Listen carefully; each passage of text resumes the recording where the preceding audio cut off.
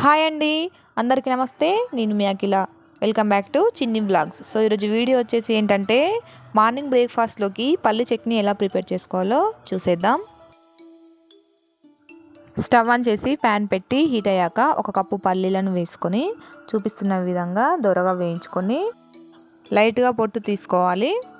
ఇప్పుడు ఒక mixie jar తీసుకొని అందులోకి పల్లీలను వేసుకున్న తర్వాత ఒక 7-8 వెల్లుల్లి రెబ్బలను వేసుకోవాలి. ఇప్పుడు 1/2 టీ స్పూన్ జీలకర్రను యాడ్ చేసుకుందాం. అదేవిధంగా రుచికి సరిపడా కొంచెం కారంను కూడా యాడ్ చేసుకోవాలి. ఇప్పుడు రుచికి సరిపడా ఉప్పును కూడా యాడ్ చేసుకుందాం. ఇప్పుడు టేస్ట్ కోసం కొత్తిమీరను కూడా యాడ్ చేసుకొని ఫైన్ పేస్ట్ చేసుకోవాలి. ఈ మిశ్రమాన్ని మిక్సీ జార్ నుండి వేరే బౌల్లోకి షిఫ్ట్ చేసుకొని ఇప్పుడు పల్లి చట్నీని మంచిగా కలుపుతూ కొన్ని వాటర్ యాడ్ చేసుకొని ఈ విధంగా చూపిస్తున్న విధంగా కలుపుకోవాలి. పోపు కోసం స్టవ్ ఆన్ చేసి ప్యాన్ పెట్టి హీట్ అయ్యాక 1.5 టేబుల్ స్పూన్ల వరకు ఆయిల్ని తీసుకోవాలి.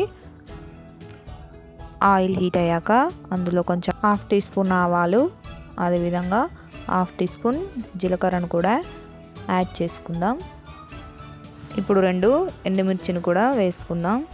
ఇవి మంచిగా ఫ్రై కావాలి.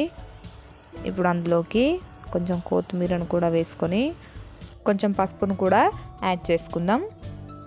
ఇవన్నీ మంచిగా గోలాలి. వీటిని ఇప్పుడు మనం ముందుగా పేస్ట్ చేసి పెట్టుకున్న పల్లీల చట్నీలోకి ఈ పోపును పోసుకొని ఒకసారి మంచిగా పోపు అంతా పల్లీ చట్నీకి పట్టేలాగా పూర్తిగా మిక్స్ చేసుకుందాం. అంతేనండి.